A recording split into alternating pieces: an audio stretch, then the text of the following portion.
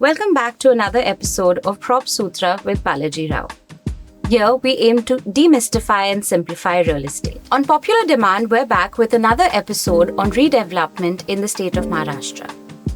This time around, we aim to understand the process through the lens of commercial, technical, and legal aspects while addressing some of the most common concerns and queries. If your society is considering going in for redevelopment or redevelopment is currently underway, this episode is for you. Welcome back to the show, sir. Thank you. I'm going to start with understanding the technical aspects of redevelopment. When can a society officially consider redevelopment? See, the question of redevelopment comes when a building is construed to be unsafe for occupation anymore. Right. So as per the law, every building that's over 15 years old needs to be structurally audited once every 5 years. And when a building gets over 30 years old, it gets structurally audited every 3 years. Right.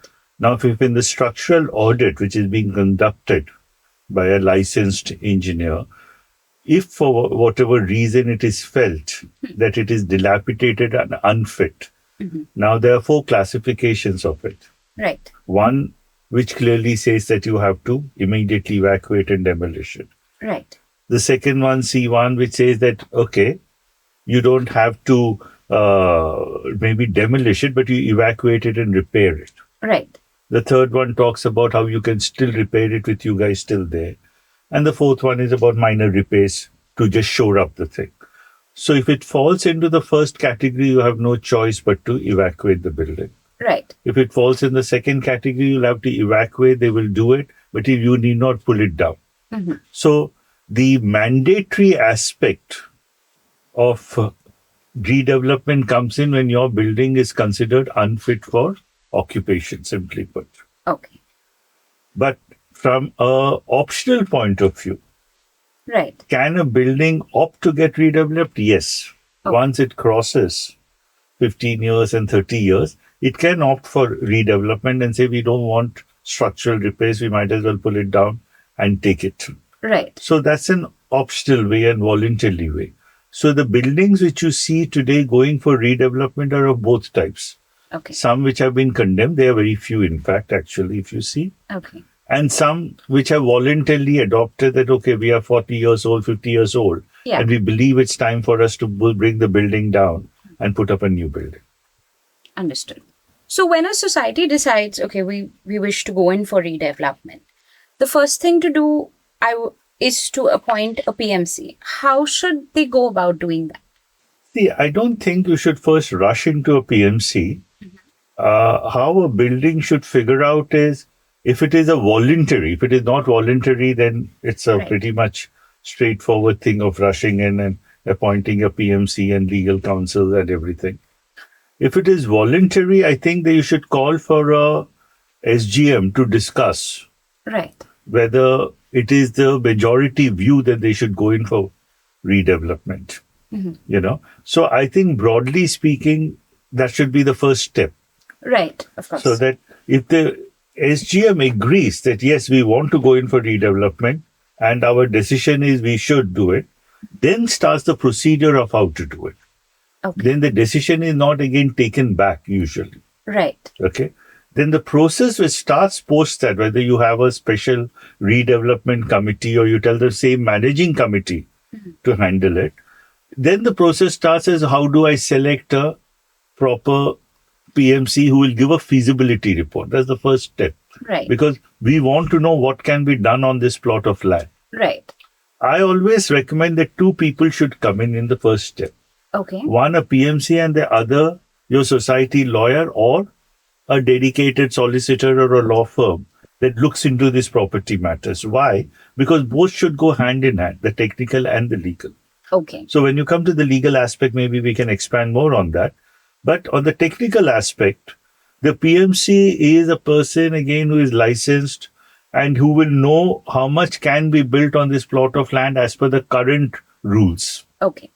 The DCPR and the Unified Development Rules. Based on that, he figures out how much can be done, so that the project feasibility report should be undertaken by the society itself. Okay. So that they know where they stand before they start asking for bids from builders. All right. So that we know exactly how much more will be there. A builder might be able to tweak it around and might give a different color to it, but Right. at least you have a baseline, what we call. Okay. So that amount of money, which might be a few lakhs maybe, that is to be spent by the PMC and also by a law firm to check into everyone's legal records. This should have been approved in the first SGM, which takes a decision that, look, we want to go for redevelopment. So let's spend a few lakhs and get this on the table first. Right. So to just pedal back, a lot of times there is dissent in societies about how to, select a PMC, whether it should be one, whether we should have a separate bidding process, should different PMCs come and present their proposals. What do you recommend?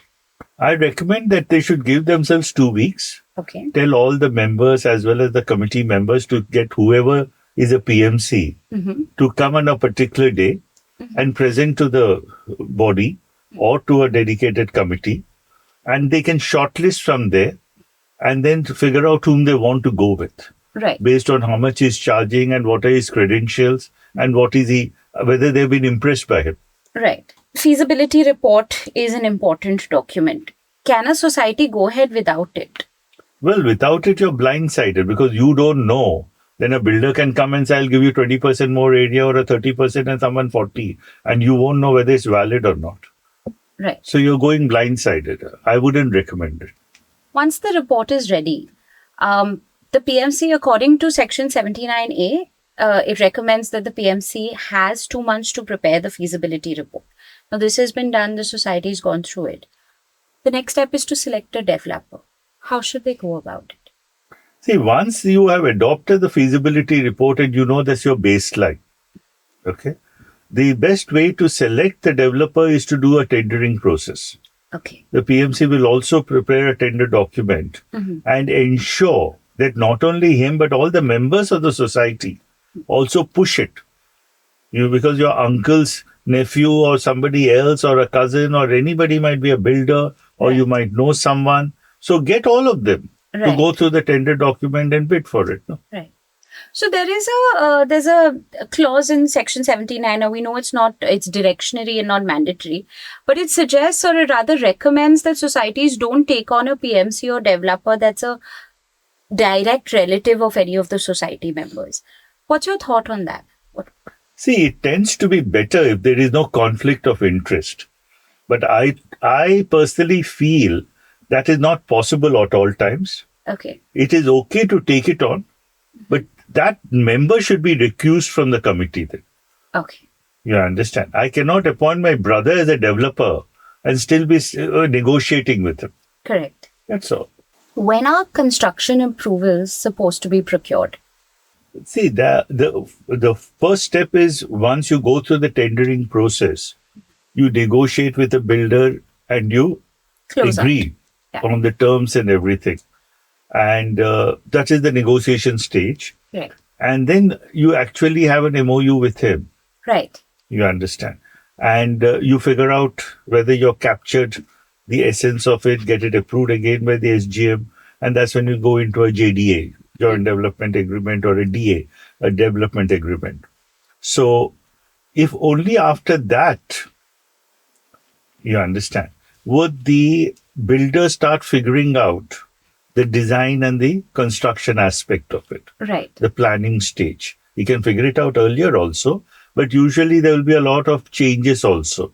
Right. Because some people might want to opt out, some people might want additional areas, So there will be, so once he has been able to lock it in, if I can call it so, then he will start his design and construction phase to figure out what sort of buildings he should put up, what are the plans, how many basements, what are the podium parking. And that's when I think he knows whether it is okay for him to have gone ahead with the project, and he puts that up for approvals. When is the carpet area of flats defined? See, when you start negotiating, they will always talk about what is your current area, okay? And based on that, what is the additional area they can give? And that additional area will be known as the RERA carpet area. Okay. The total area. Right. So suppose you have 1,000 square feet. They discussed whether it is built up or actual carpet or whatever it is. And it has been determined that they'll give you 1,500 square feet in return in the redeveloped project. Then the 1,500 square feet actually is a RERA carpet area he's talking about. Okay. Okay. So when he designs his building, he will ensure that each apartment which is giving to the old tenants is 1,500 square feet. Okay. You know? Yes. And then maybe in the free market, he might have different areas. Understood. So after he applies for the approval process, what happens next? See, once he applies for the approval process and he knows he's getting his approvals, he will get his approvals, which is an IOD and a commencement certificate. Based on that, they then start telling you to evacuate. Okay. You understand? They will give you a few weeks, or sometimes it's up to 3 months, 6 months to evacuate, and then they will demolish the building and start the new project. So going into the legal bucket now, we've come to the stage of getting the approvals. Next is the RERA registration.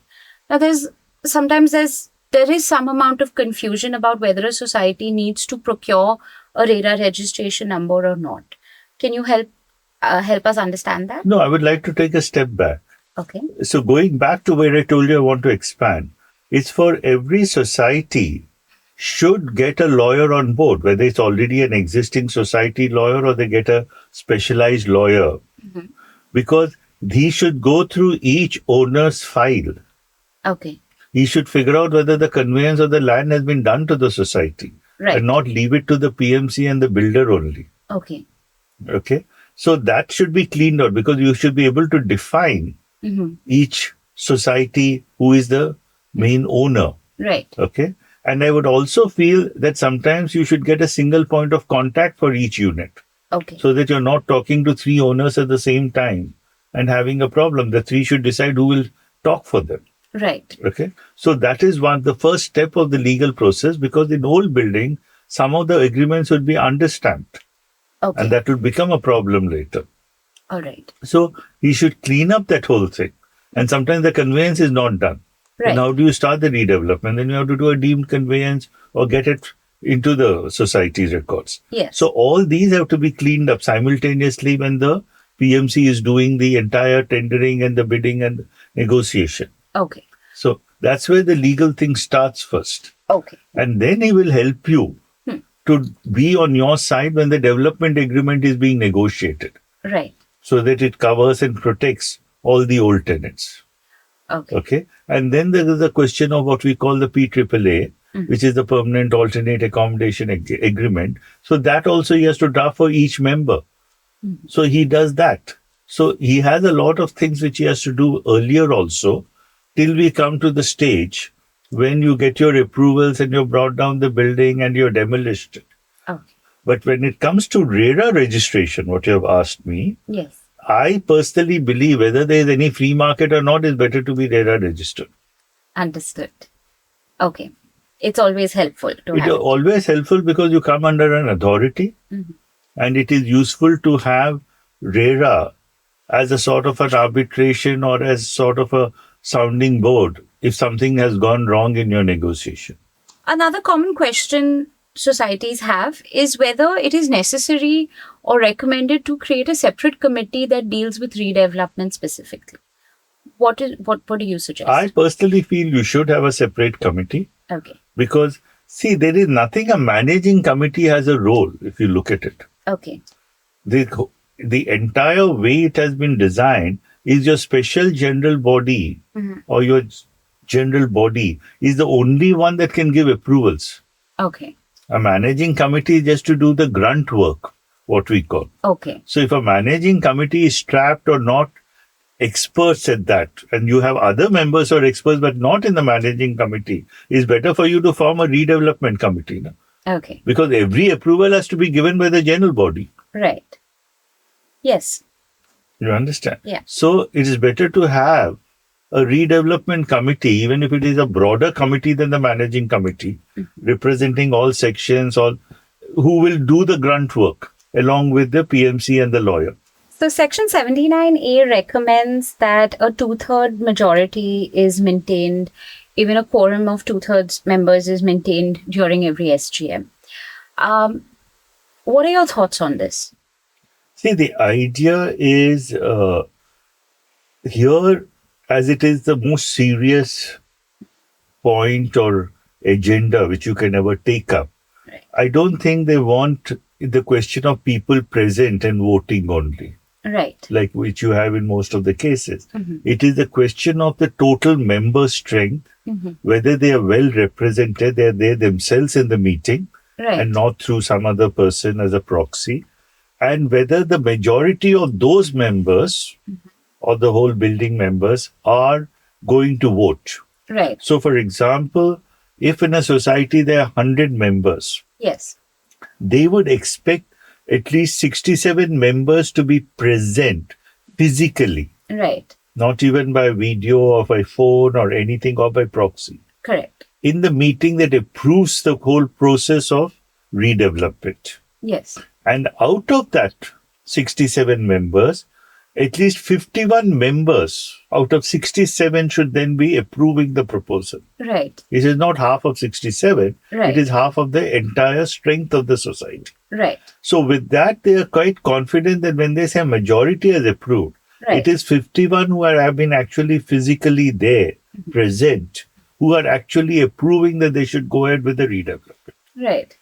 But I also think it's important for the ones that are opposed to redevelopment to be there, to be able to share their concerns at that moment itself, rather than, taking it up at a later stage.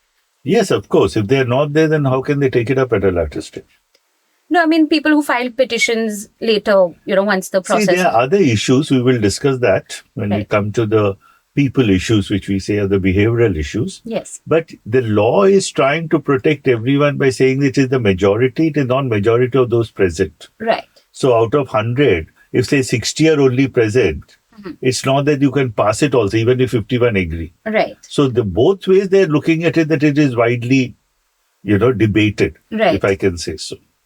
And everything is largely agreed upon before going forward. Correct. So you spoke about appointing a lawyer to ensure that the conveyance is in place, the documents are in place. At what point should a lawyer be brought in, or should he be there through the entire process to even... See, the lawyer and the PMC, you should trust and should be there throughout. Okay. You should not be changing that. Okay. And you should trust them enough that they are on your side, Right. that there's no conflict of interest they have. Right. So if that trust is there, then they should be there throughout the redevelopment process, right till the getting back your apartment. Okay. So even post-construction, to ensure the formalities Correct, are because if there's a completed. dispute during that time, what happens? A new person can't come in. No? He Right. doesn't know the history of the deal. So when we sign the development agreement, after that the builder is supposed to sign a PAAA agreement with every member. What should somebody ensure before they go on to signing the agreement? Like, what should they look at? See, usually it will be a templated PAAA. Right. So you will not have a unique one. There might be some tweakings for people who have, say an open terrace or a closed parking or a garage here and there. But otherwise, it's all templated, Right. which would have been approved by your lawyer also, Right. saying it protects you and it takes into account all the commercial terms negotiated. Right. So that's all you have to ensure, more Okay. than anything else. What is the dispute redressal mechanism for redevelopment? See, I think there is no dispute resolution mechanism till you sign everything, Right. isn't it? Yeah, from my understanding, it is that before you sign an agreement, you just take it up internally with the society.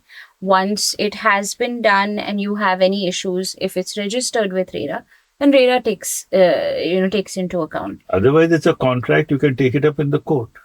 Again, Section 79A recommends that an official representative from the Registrar societies is brought on before the builder is selected.